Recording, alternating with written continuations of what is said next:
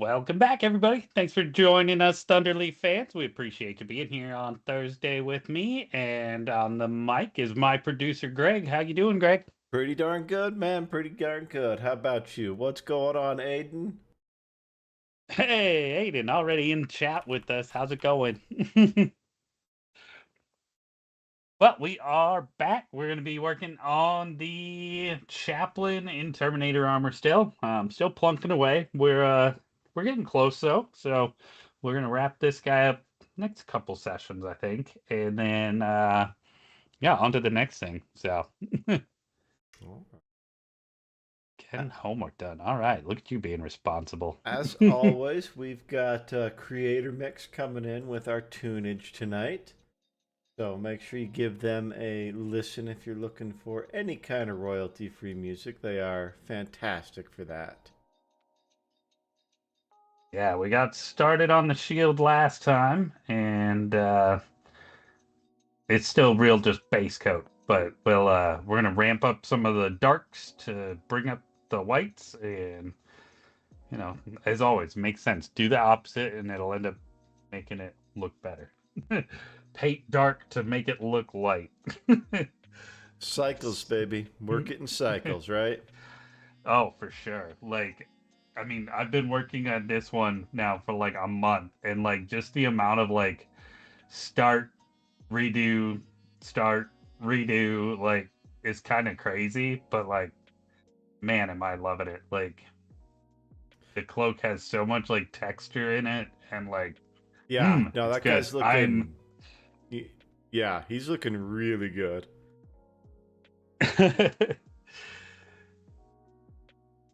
So it is base and layer. I put a base paint in a layer, but I didn't do any shade on it. And I feel like I just lost some of the dark areas on it. So I just want to bring those back in a little bit on the shield here. Yeah.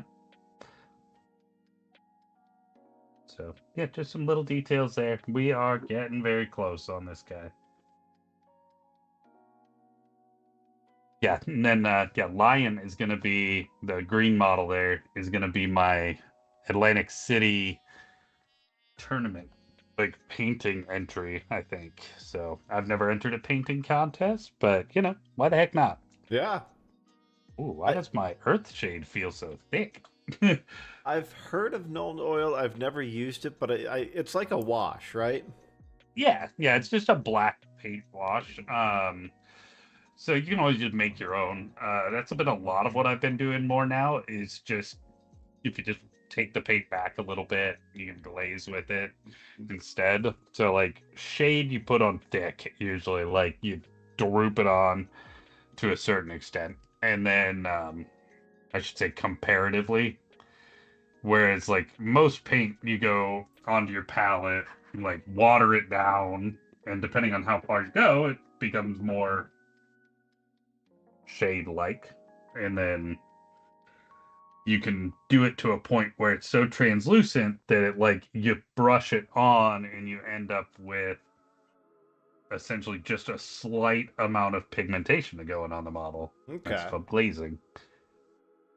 And that's how you can get some nice buttery smooth transitions and gradients. Okay, yeah, because I've used some like army painter washes, and I've had good luck with those. Oh yeah, totally the same thing. Okay, Null oil is just a black wash. okay, Um, okay.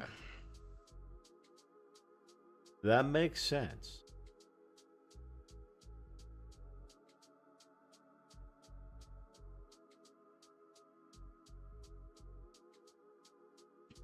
so Aiden, how's life out there, sir? Doing some schoolwork? You on spring break soon? So close to finishing their Space Marine army. All they need to do is finish the Redemptor Dread, and then they got to start researching good primers. Nice. Nice. I love the Redemptor Dreadnought models. Like they are just such a fun one to paint. Yeah, just so cool. I think I did one of them on stream not that long Yeah, ago. I think that was two Two or ago, maybe? what's that? Maybe yeah, two or three. I can't Yeah, I was remember. gonna say two or But three models ago, you did a Redemptor Dreadnought that was pretty darn cool. That was for the same army this guy's in, right? absolutely.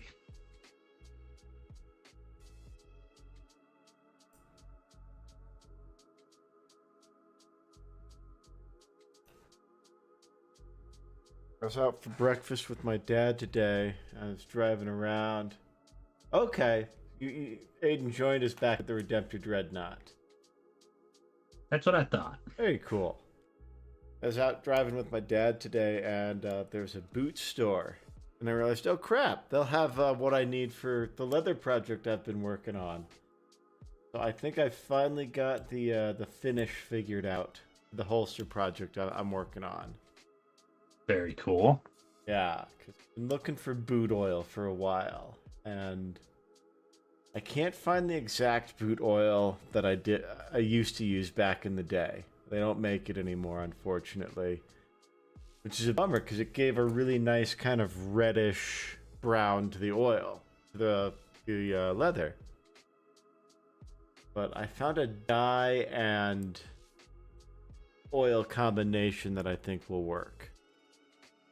I totally get what you mean by that, though. Like, when you find the one, if it's not the same, it's just like, oh, that was the legendary color. Yeah, like I used it for all of my leather projects for years.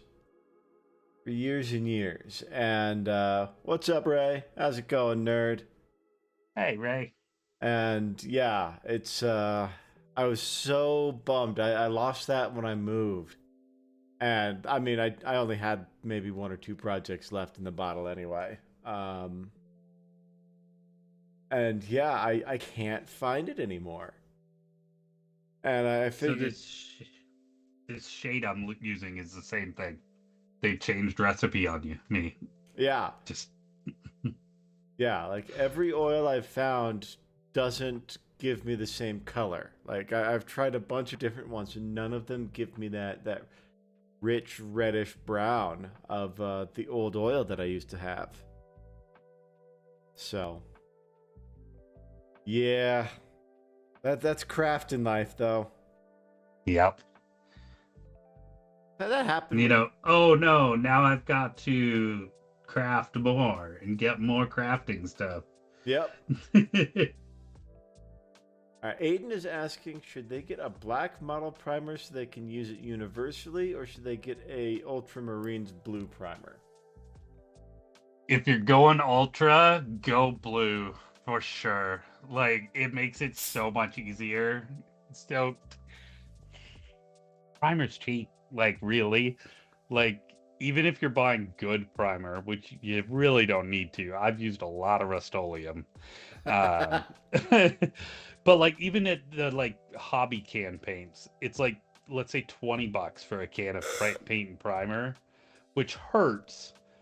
But when you're talking about spray painting miniatures, I mean, it lasts years. Like, I was gonna say, like, how many armies are you gonna get out of one can? Because maybe, like, I honestly think it's pretty close to like 1 army out of a can, which is a lot. Like, so because that's gonna be an army worth out of a can is like a year or 2 of painting. Okay, like, okay. For most people.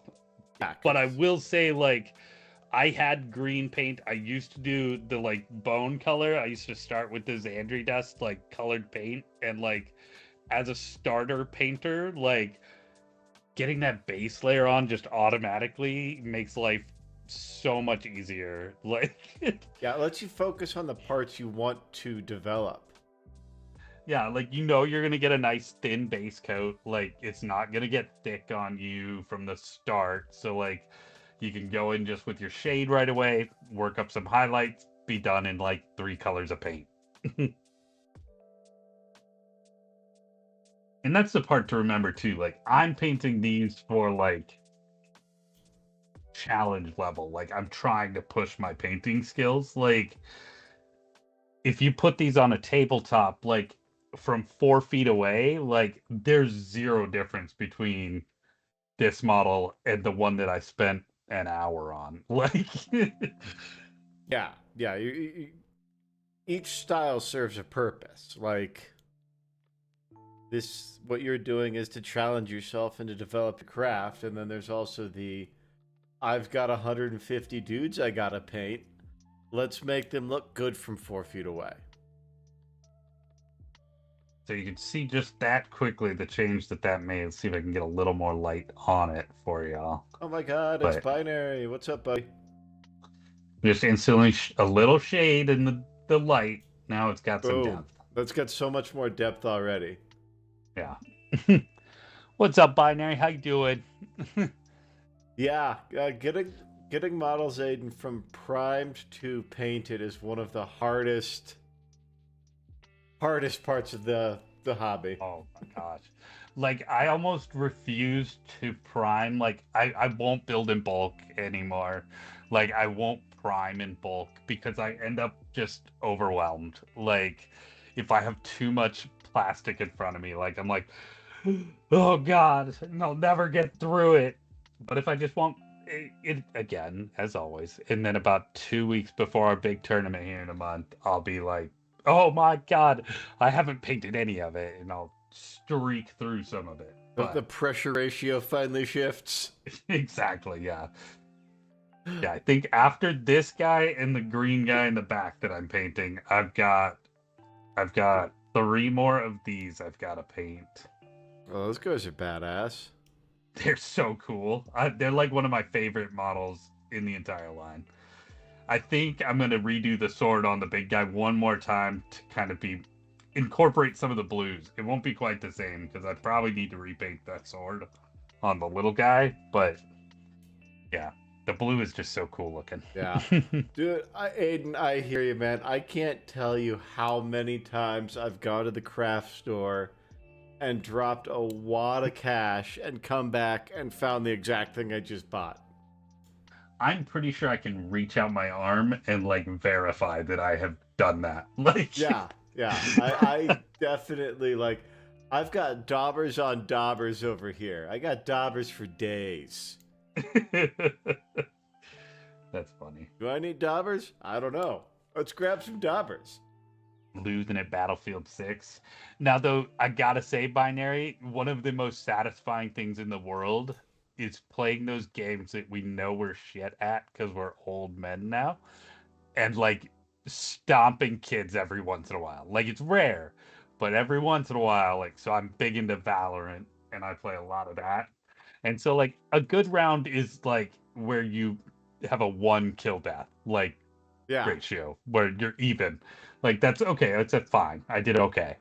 But like every once in a while, you'll drop like a 30 and 10 on like some kids in unrated and be like, "I'm a god of Yeah. shooter games." I'm sure like, it's just like a bunch of like first time players who are just sitting there. 100%. Oh my like, god, just ruining some. Well, and you can see it too because Valorant's instituted like a level system. okay. So like you join this unrated and I'm at the bottom of the ranking system and it still applies to unrated. Like you've got your ranking still. Like so Okay. they match you evenly. But like we'll get into these games and I'm like level 300 something on my account and everybody else is like 13. Like I'm like yeah. And then I've got my like I've played it since beta. I got pulled into it by some friends at the time and so like I've got all my beta like first Oh, day wow. tags and stuff. Like and here I hop on this game that it's now like 5 years old. Like just repping that old man energy when I just curb stomp these brand new 8-year-olds. Nice. Aiden's got the Space Marine Codex. Nice. Yeah, I've been wanting to get back into a first person shooter, like an online one lately. Like, You've got the good computer. You just let me know when you want to play Valorant, buddy. I tried it and it wasn't my jam. But you did Xbox, didn't you? I'm not like. I loved Overwatch, but the hero shooter in general, I've tried So it. it's not a hero shooter. That's the key. It's Counter-Strike. Like it's a tactical team shooter. The And other that's thing the I remember difference. not liking about it is you can't run everywhere. Yeah, exactly. Like that's it. It's all about like waiting to that precise moment and go. And then it's suddenly a flood and action and then it's a hold and then flood and Yeah, action. and like and I'm not good at that rhythm, and that's not what I'm looking for from it right now, I don't think. I gotcha. You just want to go out there Battlefield style, maraud through 60 people, killing Exactly. Like randomly. if like I love the Battlefield games. I think they're a lot of fun, but I don't want to buy the new one. It's so, but yeah, and then there's other reasons. Yeah. But like I So, really like the games where you've got like 250 people on the field and most of what you're doing isn't actually going to be that important, but every once in a while, like you pull off that flank or you break through that defense and like what I like about the Battlefield games I did play is there's always so many little stories happening all over the battlefield.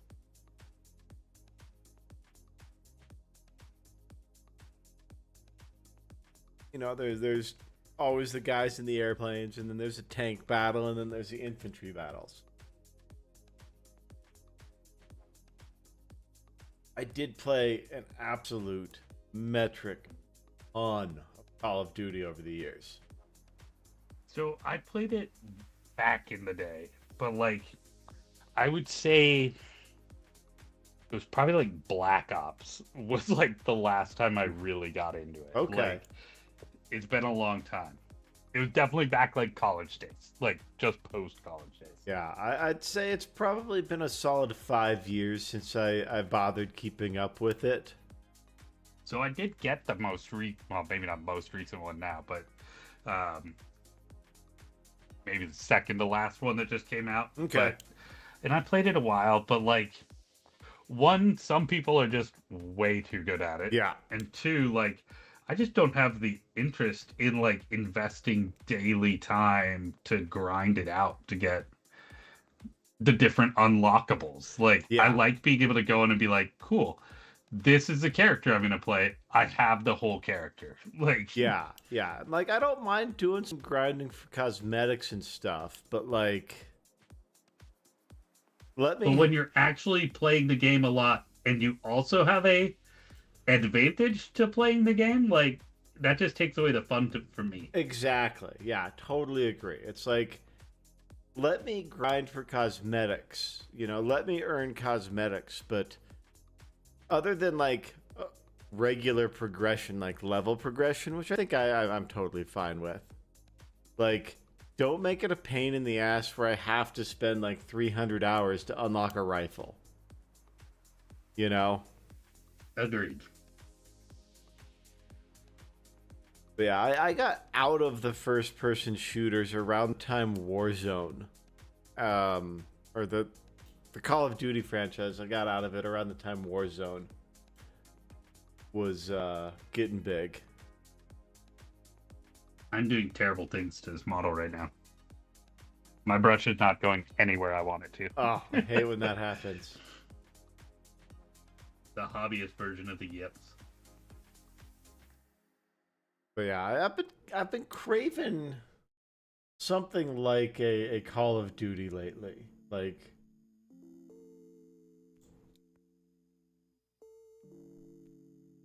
every once in a while I get an itch for an online shooter like that, and every once in a while I get an itch for a racing game. I put so much time into the F1 games. Like, let's see. I think it was maybe 2018, I think, is when the one I started playing. See, I don't like the racing sims. I like racing games. Okay, so like where you're doing like Need for Speed style. Exactly. Like Need for Speed Gotcha. Unbound was one of my favorite recent racing games. I gotcha. Like I like it to be like Burnout Paradise is one of my all-time favorite racing games. Ooh. I've almost got 500 hours in F1 2018 through 23. Wow. Like, and I don't even have a rig. Like, that's just controller racing. Like, That's crazy. and that's legit. One thing I found that made playing online shooters a lot more enjoyable is I just muted everybody. Like so often.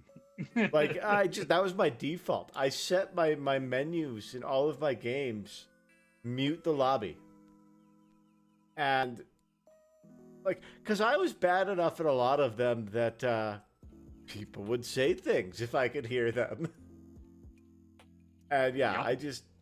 I muted the lobby. I don't pay attention to chat if there's a chat when I'm playing. Like, just fuck you, I'm here to play.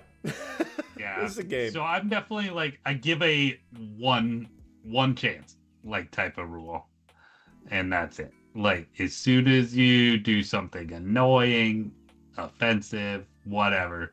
Oh, okay, bye. Like, There's always that because I'm dude not who's playing like for got a steak. crying Like, baby and a radio going on at the same time. I thought you were saying somebody is a crying baby. And I was like, yeah, like they're the worst. No, that's just the other guy in chat. But yeah, I never ever played with voice chat. And so I was never very good because But at like the same time, like if you're in the bottom ranks anyways, like comms isn't gonna make the difference. Like you're just trash at the game. So just play fun, man. Have fun. Like exactly. That was the other thing, like with because I did play a lot of Overwatch, and like I would be playing in these casual lobbies because I never played it competitively very often. Like I every time the season came out, I'd dip a hand in. yeah. But like, okay, cool. I'd qualify, spend a week trying to get to the next rank up, and then call it. But I would always play in casual lobbies, and you'd get these guys who are just like so fucking serious. Like, get on the objective, man. Or like heal me. Just like getting actively mean, actively angry, and it's like, bro, go Yeah. play in a ranked match if that's how you're feeling about this. Like, this is a casual Oh yeah. lobby.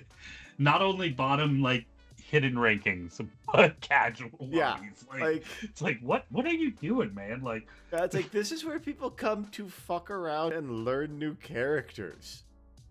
like as long as you're not like actively trying to sabotage the team, like you can be as shit as you want. I don't feel bad. Yeah, like exactly. Like point yourself roughly in the direction of the objective and okay, cool. You're doing better than half the people who play Overwatch.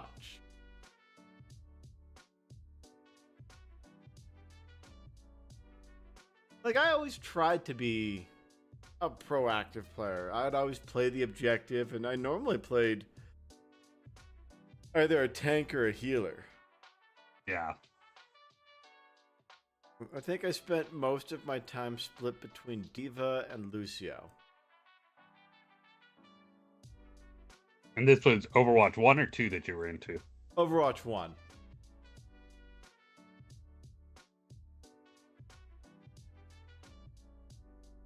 I think I tried Overwatch like twice, and I was just so trash at it that like I was like, this is not the game for me. Like That's fair. just because I'm too slow for it. Like it is a fast game. Yes. Like I had the same thing with Apex Legends. I played that one for like a week straight, and I don't think I ever got a kill. Like Aiden says they like to do pilot when they're playing Mill Sims and just assist the team. And yeah, that's a good way to do it, you know?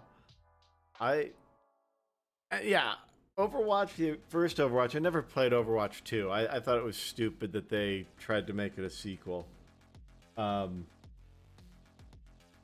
like it's a free game. Unless you're doing something revolutionary, just release the next map. Like Exactly. It felt very much like a money grab, even at the time. buy new skins, yeah. But Well, yeah, and that one's Blizzard too, right? exactly. So it felt like a pretty open-faced money grab from Blizzard. That checks out. But yeah, it was definitely a fast game, and you had to, if you wanted to do it all okay. Because I could typically get to like silver. Like I could get to the upper end of silver if I was really playing intentionally in a competitive sense. Okay. Um, That's about where I get to. Yeah. like But yeah, you get past that, you need to have all sorts of communication. You need to really know your maps and like all of your lanes and everything. And it stops becoming a game at that point. And it's like, no, I'm here for fun, you know. It's all down to the wire, you know. It's overtime and we've got to stay on the objective and stuff, and I love that. But like, I'm not here for making this a professional type situation where you're putting in work. Like, I want a fun game, and Overwatch was that for a while, and then it wasn't.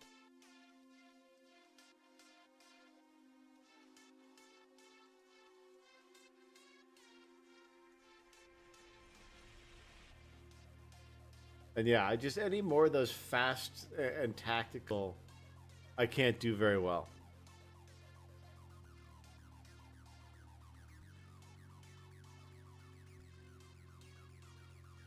I like the idea of an extraction shooter, but it always feels like if I don't even get to the extraction point, it feels like, oh, I just wasted so much time, you know?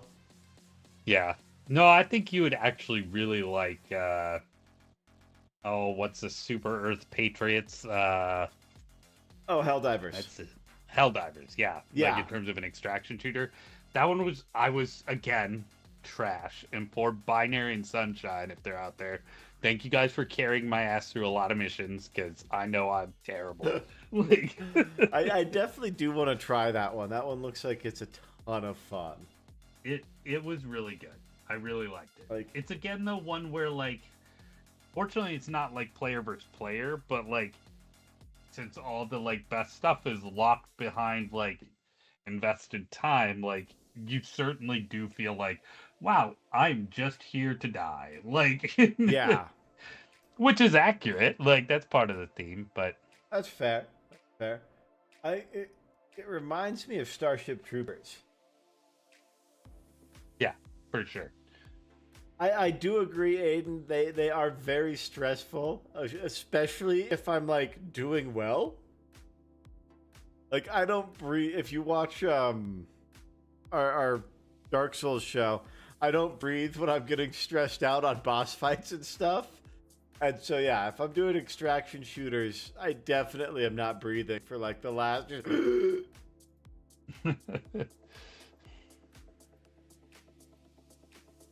But every once in a while, like, I liked Warzone when it came out, but that was another one where if you didn't put in just the amount of time a teenager on summer break has for it, God, the good old days. you're getting smoked. Like, it's no fun if you're getting smoked, like, just long enough in that you've, like, got a strategy going. Like, because that's what always would happen to me. Is I'd be like 3-4 minutes into a match, and it's like, okay, cool, I've picked up a weapon and something, and then somebody from across the map just smokes you.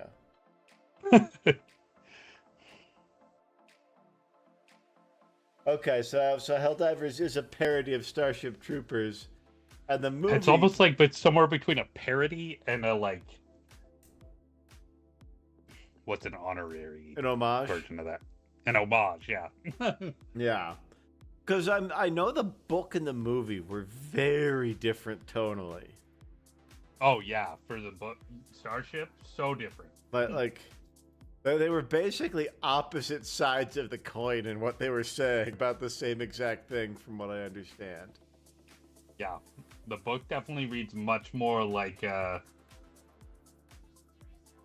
of like a Michael Bay movie, like where it's like military porn, you know? It's like, look how cool this is today.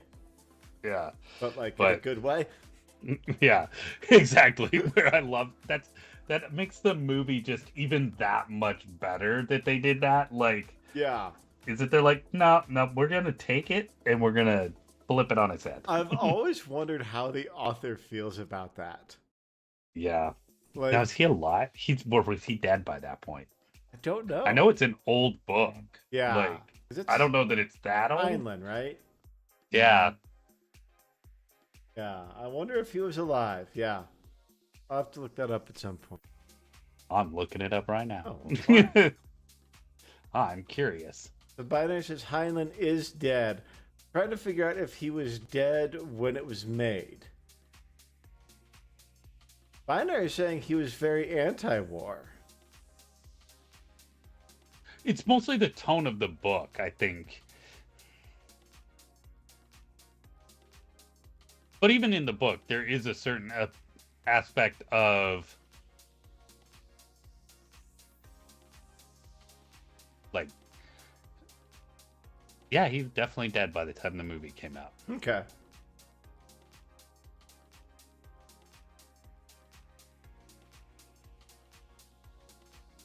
It makes sense. So he was a naval officer and an engineer, and I would say that that matches up to what he did in his writing. Like, it's not. I shouldn't say that it's so much like glorified as much as like you can feel like the efficiency and necessariness of the military, even if it is terrible. And yeah,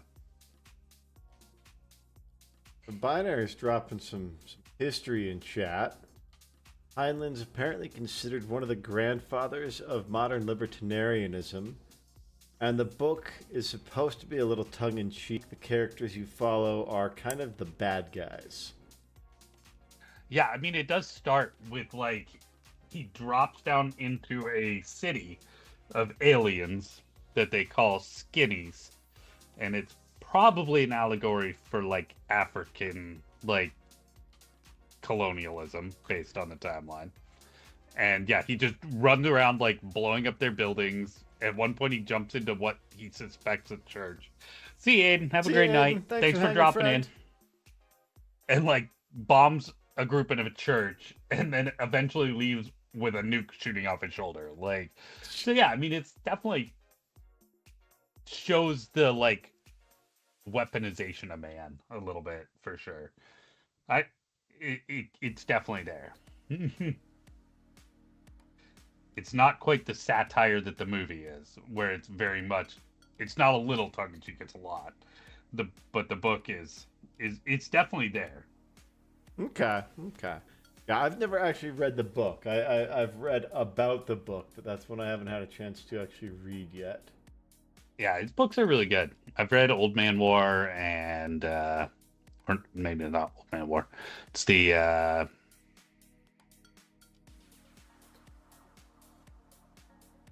let's see, Stranger in a Strange Land. I think that's the other one of his I've read. I know another author who got Holy crap, he wrote a lot. um, very influential and had some of their personal beliefs spill over was Ender's Game guy. Oh yeah. Oh, so many personal beliefs from Card. Yeah, like the name of the aliens alone was pretty bad. The buggers. Yeah. So I will say that, like, despite all that, the second book in that series is one of my like favorite books of all time. Speaker for the Dead. Yeah, Like, I remember that was like a very important book for you. I loved the first one. Like before I knew I did anything too. about, the dude who wrote it. I loved it. Like, I think I've read and listened to almost all of those. But yeah, there's definitely a lot of problematic parts of them as well. Yeah, yeah, but I should finish or at least pick that series back up. Yeah, it's definitely been a minute. Yeah, the one I always mix up Heinlein with is let's see, who wrote Old Man's War? John Scalzi. But if you like Heinlein, you definitely would like Scalzi. No, I've read Scalzi. Scalzi's done a lot of stuff. Yeah. What did I just read from Scalzi?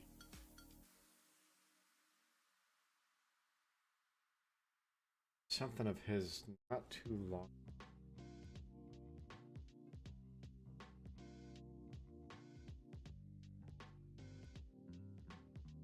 Kaiju Society.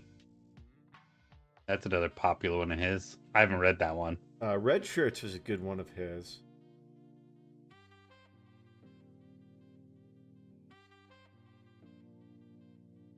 Oh, that's gonna bug me now. Yeah, Red Shirts was the first one of his that I ever read, and I really enjoyed it. Gotcha.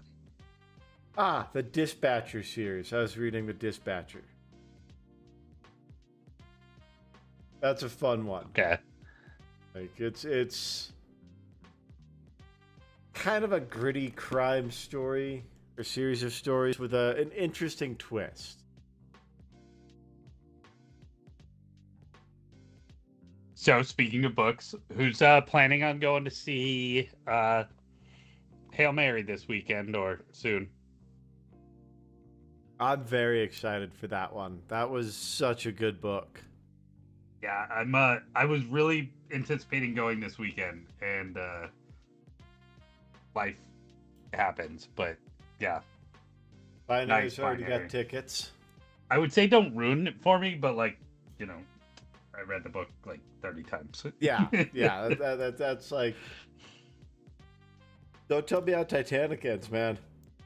Yeah.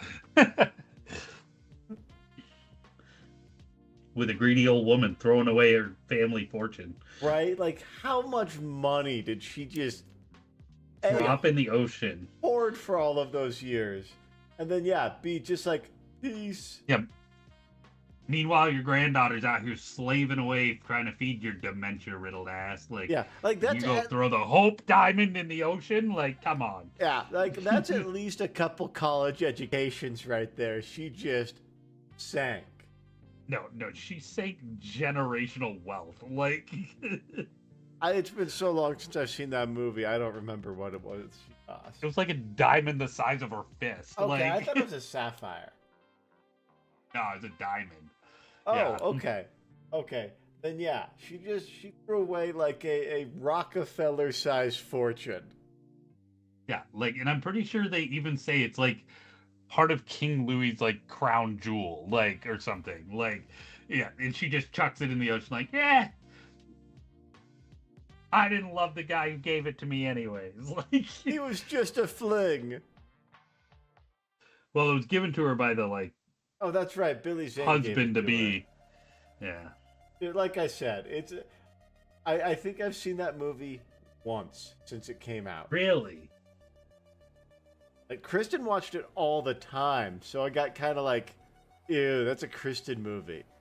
My sister. Okay. I get you.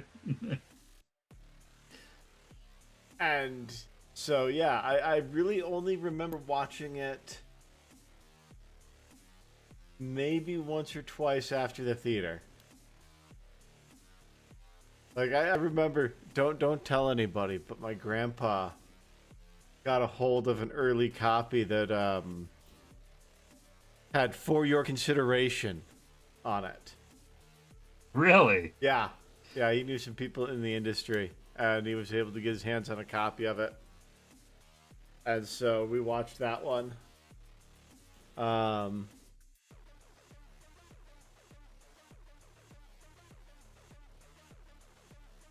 Yeah, I don't think I've seen that movie in 20 plus years. I watched it like in the last year or two, actually. Huh. Just as something to watch. And it holds up. Like, practical effects, man. Like, they're so good. That's the thing. Practical effects will always look good. That's the reason Jurassic Park will always look good. Yep. Like, every once in a while, I see this post going around like, oh my god, how does Jurassic Park still look so good? The CG back then was amazing. No. That's actually they built a robot. 3,000 pound cement and foam rubber T-Rex. Like, that they had to dry out every 20 minutes of filming because it got too heavy for the hydraulics. Yeah, but how would they have a sea monster swallow that? Yeah, it's. I haven't seen any of the Scarlett Johansson Jurassic Park movie. She was only in the one. Well, then I haven't seen. Just the very most recent one. and I haven't seen that one. I've seen two of the Chris Pratt and Dallas Howard ones. Yeah. So I don't know that Dallas is in the most recent one. I don't know that Chris Pratt is in the most recent one. I don't think Chris Pratt is. But I don't remember particularly caring for this third one. Like which one are we not missing anything on, Ray?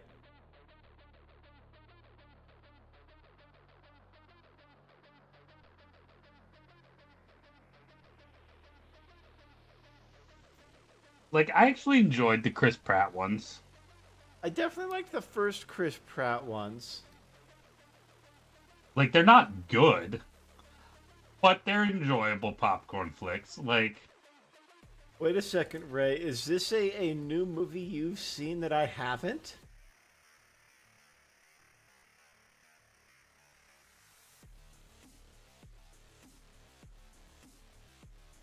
I love a good Jurassic Park, though. Like, so, like, I will say, like, I did not ever like the second and third Jurassic Parks. that's fair. That's fair for sure. Like, they just never felt the same. Like, well, no, nothing is gonna feel as good as the original Jurassic Park. I mean, the casting was so perfect, and the scale was so perfect. I think that's what the series has really struggled with ever since. Is scale. It's always very like, we're gonna focus on this little dinosaur problem, not a whole island species of, I don't know. They do and they don't, but Either that or it's they try and make it too big. Like, oh, dinosaurs are invading LA. Yeah. Like, and just they got the scale exactly right in the first one. Ray has I think even what's that? I see it. I was gonna say, like, with the new ones, like, I think it's partially too, like you said, it was the cast carried the first one, and the special effects matched that. Yeah. Whereas ever since, it's been great. The dinosaurs are cool, and they're there, and you made new ones, and it's literally the theme of the movie is exactly why the movies struggle. Like, because in the new movies, they're all like, great, we got to produce the bigger, badder, scarier dinosaur. Yeah. And it goes out of control. It's like, look, so did our movie. Like, exactly. No, that's a really good point. Is they like created their own allegory. Yeah. That's kind of funny, actually.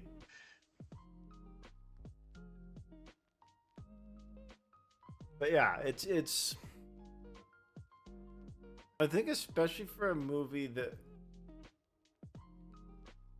was so franchisable back in the day. And we all grew up on it. We all had the Star or the lunchbox, the Jurassic Park lunchbox and stuff. Like, it may be the last movie that truly to that level was. I'm trying to think. What was as big as JP after JP? And let's go with stuff that's not already an established property like Star Wars. See, and I was gonna say the Marvel series. Oh, yep. Which probably would be. Binary but like, it's also not one movie. Transformers, I give you that one. Yeah. I don't know. I don't feel like Transformers was as big as JP. And maybe that's just because I was in the wrong age demographic for it. Yeah, I think it might be because we weren't buying lunchboxes then. But I would say Transformers is probably the better example, even because like Marvel was, because of all of Marvel is ubiquitous. Like, it's 30 years of movies tied together. So like each time a new one came out, it kept its Star Wars role.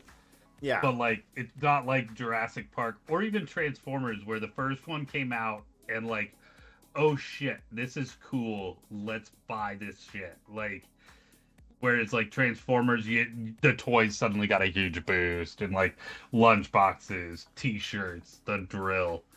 I think that's a good comparison. I'd give that one Okay, that's fair. credit. Because I was never super into Transformers as a cartoon as a kid, or as the Michael Bay movie. But Michelle Fox over the engine of a Camaro. I mean, look, I like that. I'm not gonna complain about that. It's not enough for me to say a movie's Not Michelle good. Fox. Megan Fox. Yeah, there we go, Megan Fox. Like, that binary is correcting you. Was that movie a bit foundational? I'm guessing.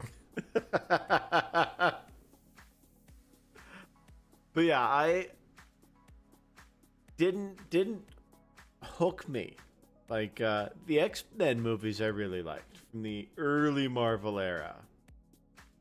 Yeah. Like, I don't know that I have an X-Men movie that I truly dislike. that's fair. What about the James McAvoy ones? Oh, I really like them, Okay, to be honest. okay. So that's just me not liking McAvoy's face. Really? You don't what? He's one of those actors we've talked about this on reviews a couple of times. He's got one of those faces that I just do not like. You just picture him as the betraying little Mr. Tumnus and can't get over it. From what? From Lion the Witch in the Wardrobe. No, I only saw that one like once. It's just him and Chalamet. They've got these faces that I just don't like. I get it with Chalamet. I Yeah. really do. Yeah. Yeah. Like, So funny story about the guy played Professor X, and my brain is just that McAvoy, James gerbil, like, McAvoy. McAvoy. So like he went from Narnia, he got his like start there, and then he made like Wanted and a really serious one. They got like award consideration. Wasn't it Where- an M. Night Shyamalan joint? No, it was like a drama where he was a doctor and he was with treating like an African warlord, and I can't remember the name right now. But the problem was I couldn't picture him without goat legs because of Narnia. So like it just ruined it. So Binary is saying that Wanted was so good. I did enjoy the first Wanted as that was a fun period of action movies where they were just leaning into ridiculous fun. Last King of Scotland. That's it. Yep. Thank you, Binary. But like, I mean, did you see like him in Split? So good. Like that and Did not see Glass. Split. Oh, they're linked. The Glass and the one Unbreakable. with Unbreakable. And So he then wasn't there's- an M. Night Shyamalan joint. Yeah, he was. I didn't really think about that as being M. Night Shyamalan because it was pretty good.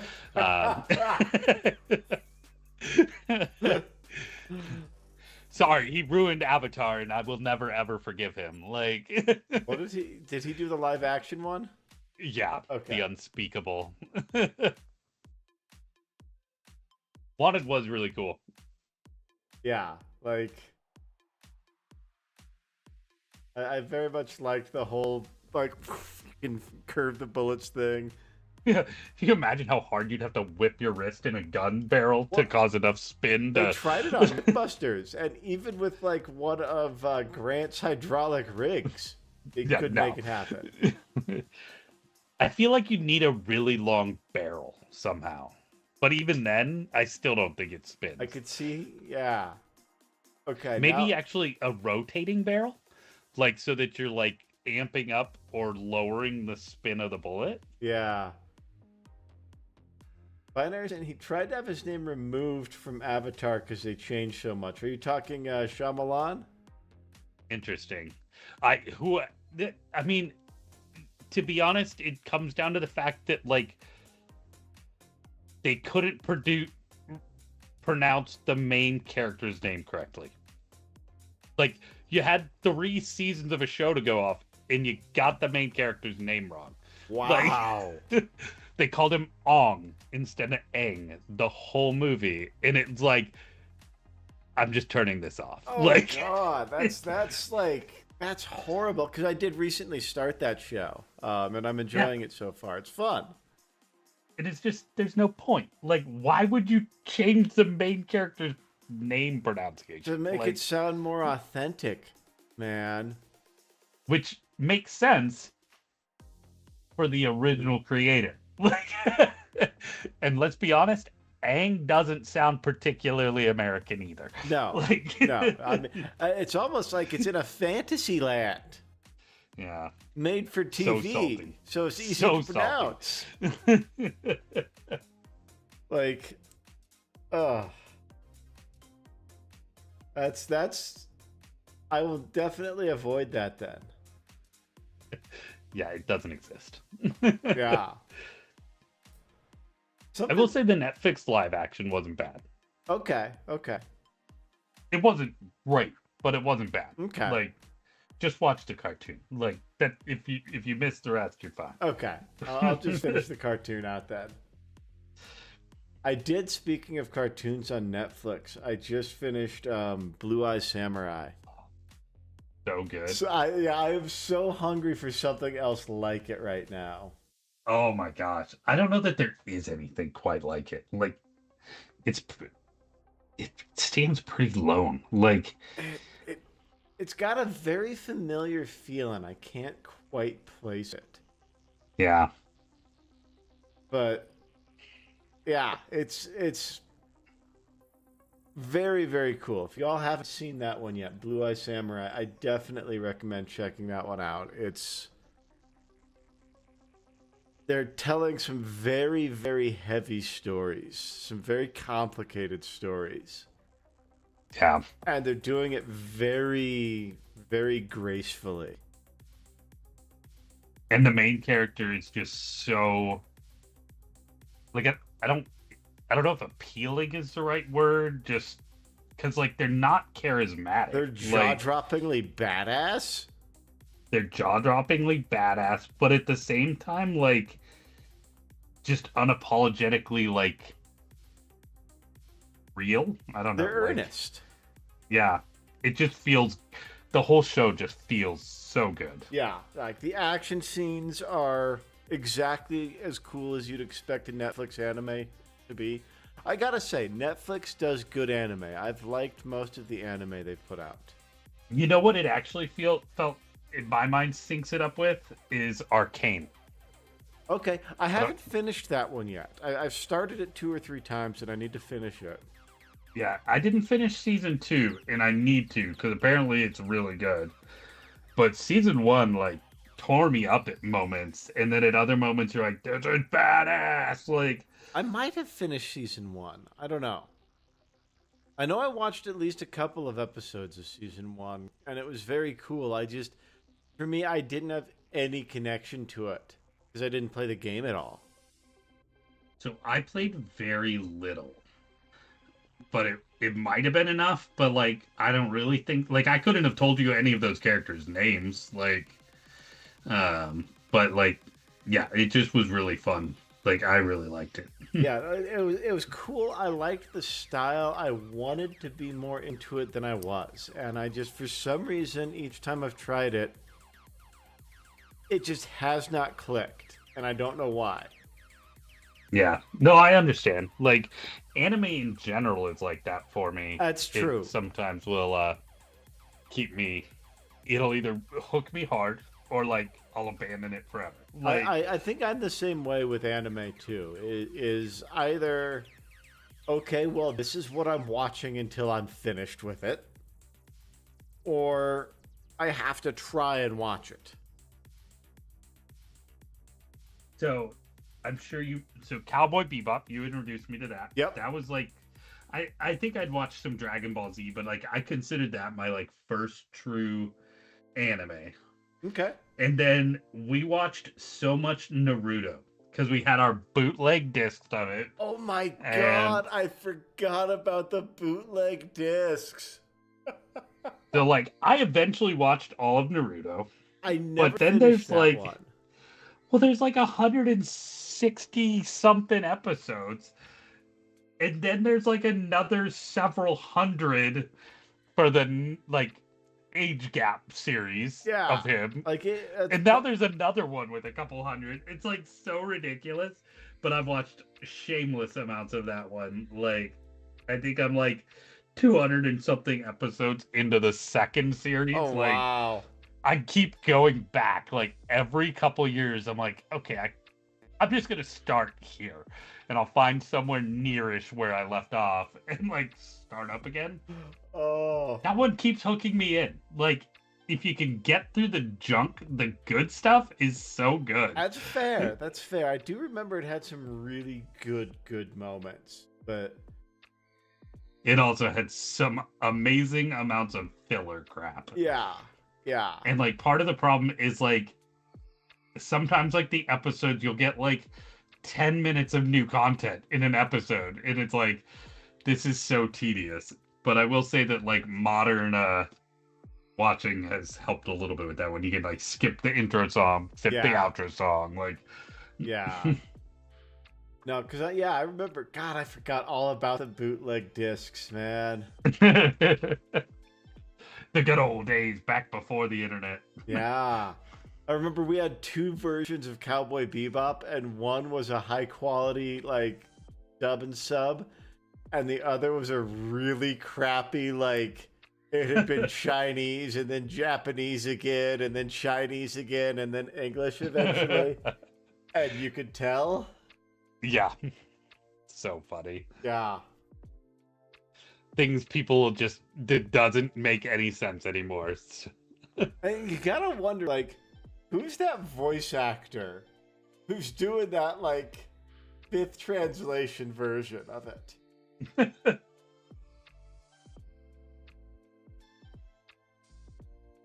Oh. Do you ever see the new Chippendale movie, Chippendale? Rescue Rangers? No, I didn't even know there was one. Yeah, they came out a couple of years ago. It was actually pretty good. One of the topics in the movie is old cartoons getting shipped overseas, and it made me think of that. That's funny. But I grew up on Chippendale. Like that was one of my favorite shows as a kid. Was Rescue Rangers. Okay, I see it here on Disney Plus. Let's add that to queue. Which one? I remember loving the NES game of Chippendale as well. Oh, I didn't know there was an NES game of Chippendale. Yeah. It's so good. Huh. I'd have to look that up. Get an emulator. Like up there with like the Disney NES games, like Lion King, Aladdin, Okay. very similar, like just good side-scrolling platformer. Nice. Yeah, we grew up with some good games in that genre. Hard games. Oh yeah, like so I picked up Aladdin and Lion King on Steam like a couple weeks ago because it was like $2.99 for both of them. Nice. I'm like, why not? I gotta Yeah. And yeah, they're so stupid hard. Like, I think I failed the first level of Aladdin like 3 times, and I was like, oh, okay, on to the next thing. Yeah. Got my $2.99 here. Yeah, no, like they make the shit I play on Sundays and Wednesdays look easy. Like, I remember old Ninja Gaiden. I couldn't even get out of the first room. There's your really the first Souls like. Yeah. I think a lot of people do track the lineage there. It would make sense. Like that's what I think of. Like I didn't play much of Ninja Gaiden, but like that style of game feels like Ninja Gaiden. Yeah. Now I'm still shocked how much fun I'm having with Souls-like games. Once you get a little good, and once you get past the fact that it's hard and you're going to die a lot, it's a lot easier to have fun in them. Sense. But also sometimes you lose like 40,000 souls and it fucking sucks. I take it that happened last night. No, surprisingly not. Oh. Not that many. I just I had to Did spend you- that much on health files because Did you get the awesome rapier lady last night? nope.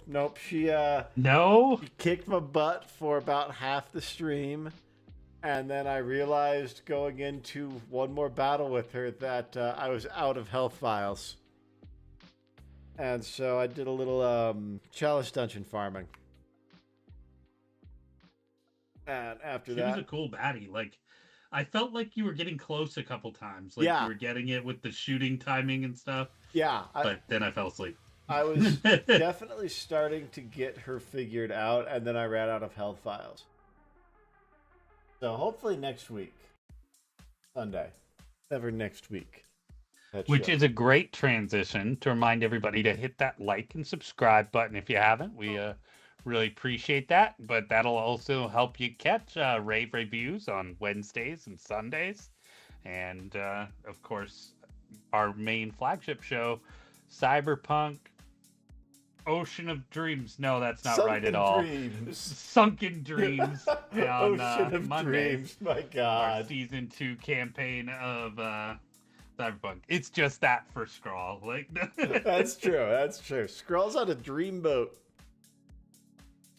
God, I can't wait till we get our character. Oh, I guess I can't talk about it. That one's not out yet. Yeah. Yeah. That was a good one, though. I'm so ready to get you guys out of jail, and you guys just keep fucking it up. No idea what you mean. Everything we've done has gone perfectly to plan so far. Yeah. Like everything we do. Exactly.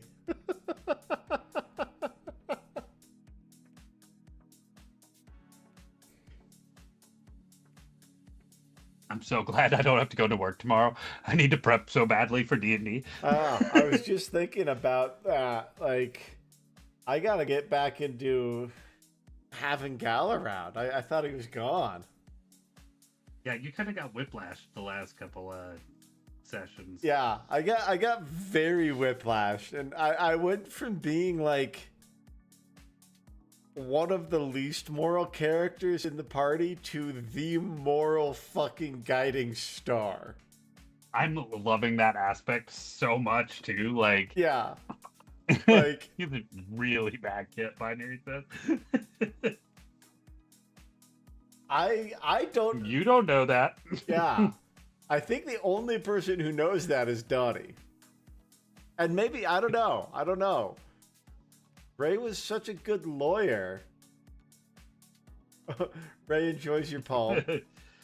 Did you check to see, is my lifeline looking good? Like, It's looking great. my lily white, soft, white collar hands now. Like, Yeah, Ray is such a good lawyer. I don't know what kind of deal she proctored with you. yeah. Like, it could either be... It could be like Noctis stupid, or it could be as amazing as she did with oh god, the lawyer who was against Smitty in the season 1 ender. Which I will say she did make some last second concessions that helped. Yeah, She's like, oh wait, no, I've played with Donnie before. It's like, that's one of my favorite gaming moments ever, though. Like, I was playing my new character, and all of a sudden, we're up on top of this building in Shard, and this demonic ship comes and docks with the building we're on, and my old character is on board, and I had no idea. And his girlfriend did some stuff to get him back. And he doesn't know what's happened yet. because he can't itch at it. Yeah. Yeah, every time he tries to figure out what happened, his girlfriend's just like, don't scratch at that. And I'm very curious to see where this happy-go-lucky, stupid fucking pirate goes from here. It'd be fun. It's gonna be fun. I don't think Cal could afford to be the stupid fucking pirate anymore. It transitions at such a good time too, and like the overarching story that I've kind of got planned for y'all. Like, Yeah. yeah, it's interesting. It's gonna be, yeah. There's so many like layers to it, and now we're gonna run that side by side campaign.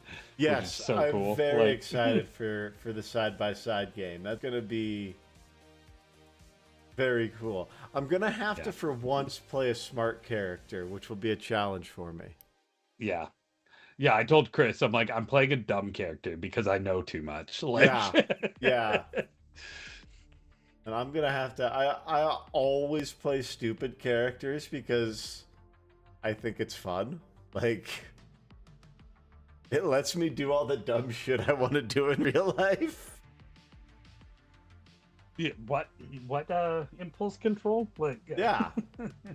But I'm gonna have to play a smart character for once, just to stretch the old legs. Oh damn, dude. That is looking sick. Yep. So now we gotta do non-metal metal gold everywhere. All the rim, and then all this stupid ornate stuff here. Okay. Like, I could get away with almost just leaving it, but that would seem silly after as much effort as I put into this. So. Yeah, yeah. Yep. So we'll go with that. When I'm feeling very steady-handed, I will probably try and write something on that shield and on that shoulder pad. But like, today is not that day. My brush control has been all over the place. I hate when there's days like that. Yeah, it's why I haven't painted as much today. Like, I don't know what it's causing it, but yeah, just I'm not steady-handed today. I call it bad hand days. I get them all the time. For sure. Like, it's one of the I'm very things that happy keep with me that from shield, painting though. more minis. Oh, there we go. Oh, there we Look at go. that. I actually got a close-up. Oh, damn, dude, that's looking so sharp. I'm really liking. So I'm using the front-facing camera today instead of the back. Like, the focus is so much better. Yeah, no, that focus is right where you need it to. I think that's the solution. We might need to play with the angle a little bit, just because, like Ray said, we definitely got a lot of your palm. Yeah. But I think switching the camera makes a huge difference. Yeah, no, that makes a massive difference. Give you guys some close-ups of this guy. Dude. He's by. Yeah, that's awesome.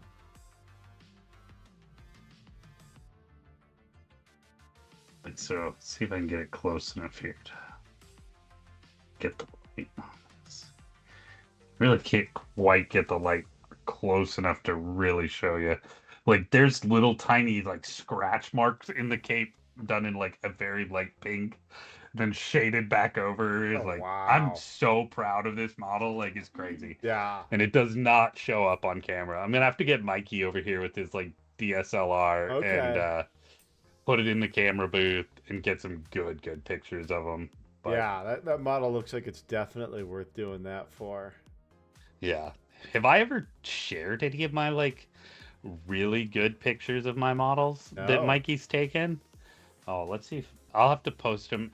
Another great opportunity for a plug. I'm going to post those in the Thunderleaf Discord later. So if you haven't joined us on Patreon, make sure you jump over there in the messages here.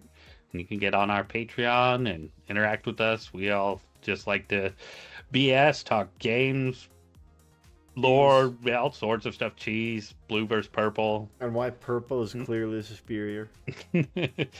It's doing my models a lot of favors at the moment. Exactly. Exactly.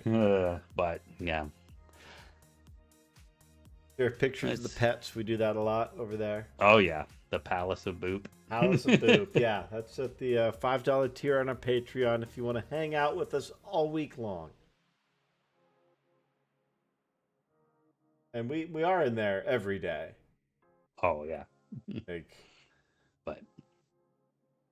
But of course, as always, click that subscribe button for us. Throw us a share. Tell somebody else about us. We really appreciate it. it's true. We do.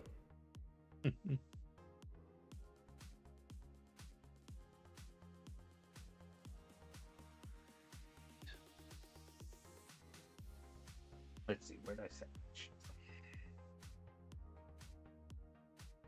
Got the brown in here for the gold. Now let's take on the next yellow.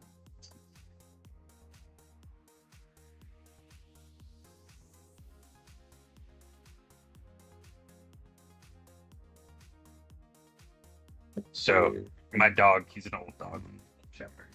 He gets up this morning at 4 a.m. Wanders over to my side of the bed and just walks right up to my face and starts going, like huffing at me. and so I'm like, I make some room and I'm like, all right, buddy, just get up on the bed. Not a big deal. Like, come on. And he just stands there, huffs again at me. And then finally he walks off. I'm like, all right, fine. He's going back to bed. Whatever. A minute later, comes back, woof, in my face again. I'm like, so I get up and like, all right, fine. Maybe you need to go out and take him out. Doesn't give two craps about going outside. I'm certain all he wanted was my spot on the bed. Like, oh, that's one nice thing about cats is even when they're assholes, they're small assholes.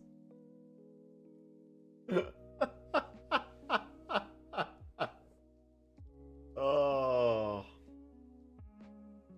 Yeah, Lily did not get outside time this morning because the landscapers came today while I was out with Teddy, and she would have pissed herself. still a little skittish. Yeah, still a little skittish, and I mean, like, with a fucking leaf blower and a hedge trimmer, I don't blame her. Those things are loud. For sure. Yeah, she's still a little skittish. She's getting better about it, though. Definitely loves going out on her walkies every day, man. She will not let me start my day without it.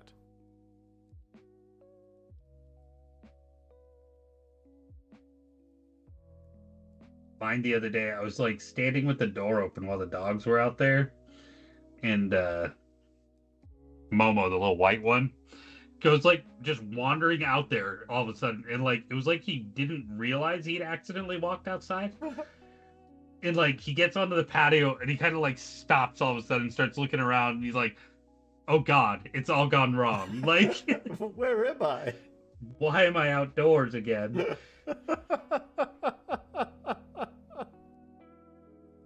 Yeah, I was thinking about it. I haven't had a cat that was like fully an outdoor cat since I was a kid. All of my cats, since I've been an adult, have been indoor only. And starting with Teddy, I've been taking cats on walks. But I don't like letting them out there on their own. I get that. Like, yeah, I basically with the farm cats, like we just assumed if you're an outside cat, one day you're going to be a missing cat. Like, yeah. I mean, it's like, just a different connection to them. Yeah, no, farm cats, working cats, that's an entirely different, like, at that point they are a working animal. They are part of your farm. They're not a pet, they're a livestock. Yeah. Like barn cats are. But like, my babies are my fucking babies. You know? Yup. And yeah, I live near a freeway. I live near a bunch of farmland, so there's coyotes all over. Like, yeah. It would be... I wouldn't give either of them 48 hours. Like, undoubtedly cats can survive in those conditions, but not the one that was raised inside. Exactly. You know, like Teddy has been with me since he was 6 months old. Yeah, like no survival instincts. And yeah, because he came over the fence. You know, he hopped over the fence when he was 6 months old, and he is literally the longest he's been away from me is the retreat. Other than that, it was like 2 days when he was getting snipped. And then Lily was, I think, about 6 months old when I got her as well. She'd just had a batch of kittens. And she came in off the street. A little teen mom. Yeah. She had a hard life, I think. But she came in off the street, and she's been inside for 6 months, or not 6 months, since she was 6. Like, she loves her daily walks. She gets out and she gets to walk, and she's comfortable on the leash now. Still skittish when a truck rolls by, but I mean, I am too sometimes. That's fine. Teddy still gets freaked out by big diesels. There's a lot of big diesels around me.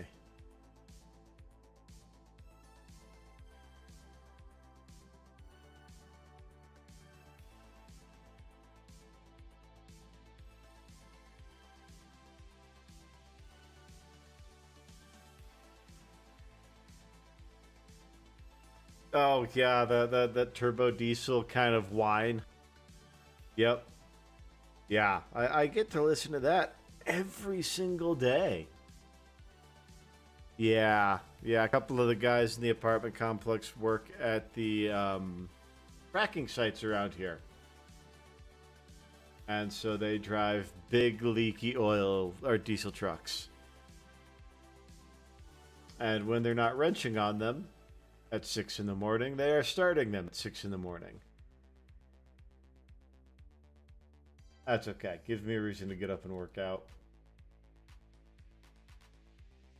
Ooh. Don't tell my coach. I haven't worked out yet today.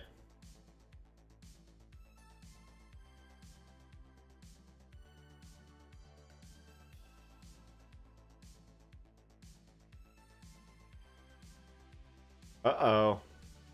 How's your camera doing, Donnie?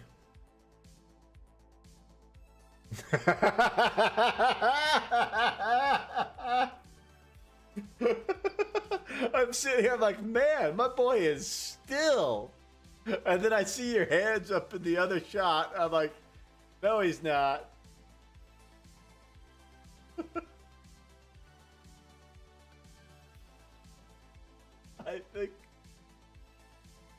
I think so.